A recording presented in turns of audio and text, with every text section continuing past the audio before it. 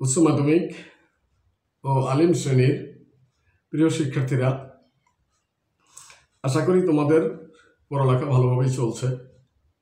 প্রিয় শিক্ষার্থীরা, আজ আমি তোমাদের বাংলা সহপাঠ নাটক সিরাজউদ্দৌলা থেকে তোমাদের উদ্দেশ্যে কয়েকটি কথা বলবো।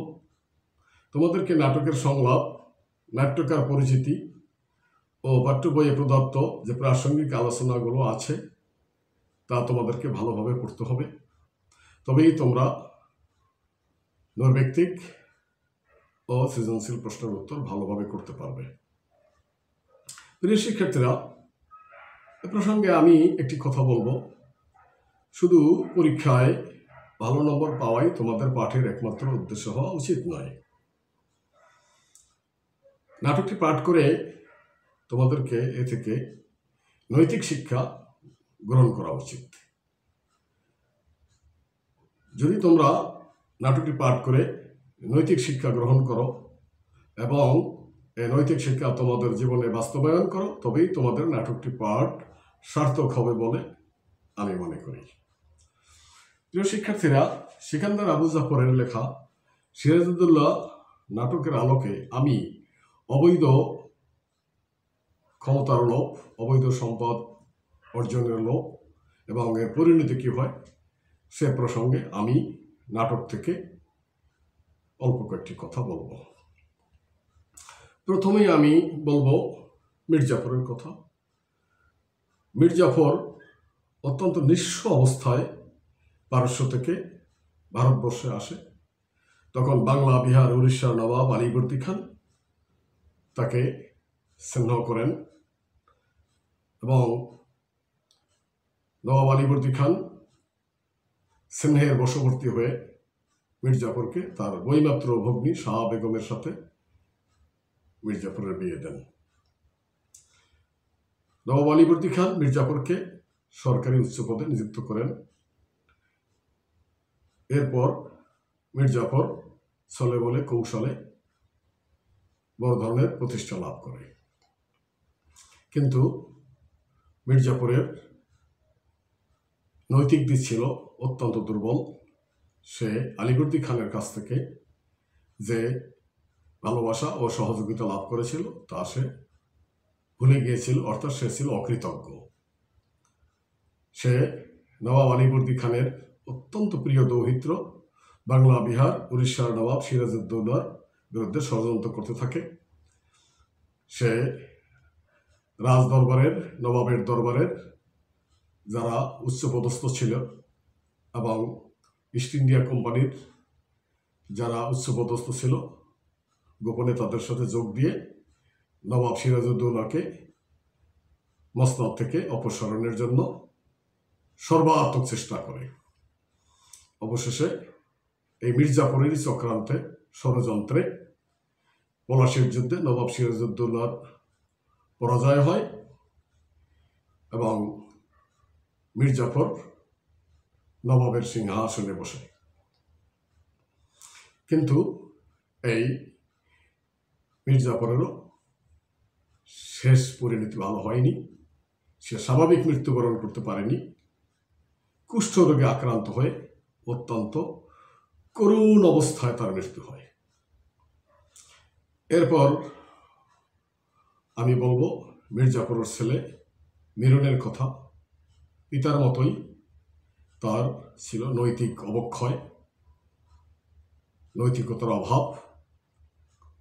তার ছিল ক্ষমতার লোভ লালসা, চরম নৈতিক অধঃপতন। সে বাংলা, বিহার, উড়িষ্যার নবাব সিরাজউদ্দৌলাকে ক্ষমতা থেকে অপসারণের জন্য পিতার সাথে ও নবাবের দরবারের যারা নবাবের বিরোধিতা করত গোপনে, তাদের সাথে যোগ দিয়ে সর্বাত্মক ষড়যন্ত্র লিপ্ত ছিল। এমনকি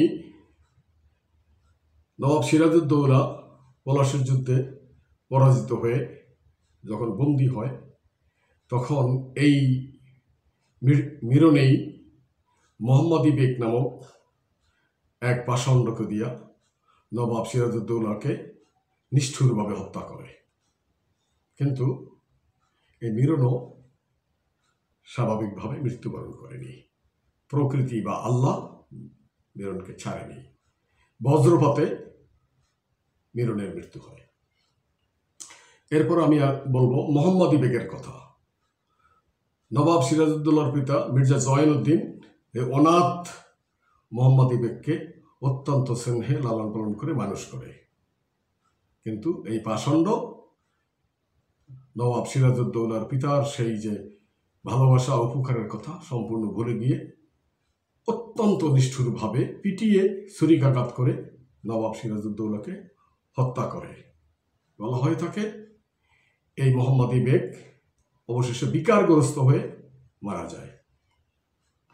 তারপর আমি বলবো ঘসেটি বেগমের কথা। ঘসেটি বেগম ছিলেন নবাব সিরাজউদ্দৌলার আপন খালা।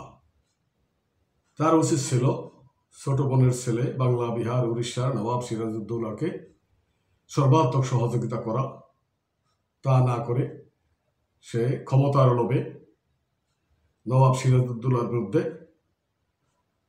সর্বদিক থেকে ষড়যন্ত্র করেছিল।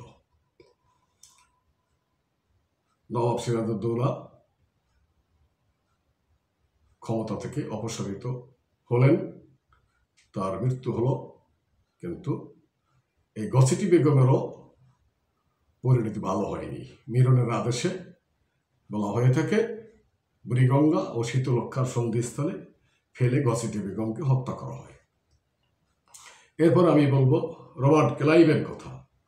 রবার্ট ক্লাইভ ছিল পিতামাতার অবাধ্য উচ্ছৃঙ্খল সন্তান।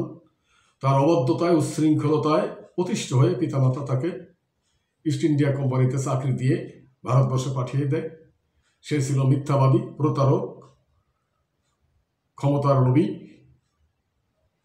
সে সিরাজউদ্দৌলাকে বাংলার মসনদ থেকে অপসারণের জন্য সর্বপ্রকারের ষড়যন্ত্র করে অবশেষে সিরাজউদ্দৌলাকে ক্ষমতা থেকে অপসারণ করে। এমনকি তারই আদেশে মিরন মোহাম্মদী বেগকে দিয়ে সিরাজউদ্দৌলাকে নিষ্ঠুরভাবে হত্যা করে। কিন্তু এই রবার্ট ক্লাইভও স্বাভাবিকভাবে মৃত্যুবরণ করতে পারেনি। ভারতবর্ষ থেকে লুণ্ঠন করে বিশাল সম্পদ সে ইংল্যান্ডে নিয়ে যায়। কিন্তু তার সেই লুণ্ঠন করা সম্পদ সে ব্রিটিশ সরকারের কোষাগারে জমা দেয়নি বলে ব্রিটিশ সরকার তার বিরুদ্ধে অভিযোগ দায়ের করে। অপমান ও লজ্জায় শেষ পর্যন্ত সে মানসিক রোগে আক্রান্ত হয় এবং আত্মহত্যা করে মৃত্যুবরণ করে। প্রিয় শিক্ষার্থীরা, নাটকটি থেকে আমরা এই সামান্য যে আলোচনা করলাম তা থেকে আমরা এটি শিক্ষা লাভ করলাম যে অবৈধ ক্ষমতার লিপ্সা, নৈতিক অধঃপতন এটি মানুষের করুণ পরিণতি আনে। দুদিনের দুনিয়ার জন্য আমরা অবৈধ সম্পদ অর্জনের জন্য, অবৈধ ক্ষমতা লাভের জন্য আমরা ব্যতিব্যস্ত হব না। আমরা সত্য পথে চলব। হ্যাঁ, সত্য পথে চলে যদি আমরা ক্ষমতা লাভ করি বা ধন সম্পদ লাভ করি তাতে কোনো দোষের কিছু নয়। কিন্তু আমরা অসৎ পথে চলব না। অন্যায় সম্পদের জন্য লোভ লালসা করব না। সততাই সর্বশ্রেষ্ঠ উপায়। এই নাটক থেকে আমরা এই শিক্ষাই লাভ করলাম এবং আশা করি আমরা আমাদের জীবনে এই নৈতিক শিক্ষা বাস্তবায়ন করব। তোমরা ভালো থাকো। অনেক ধন্যবাদ।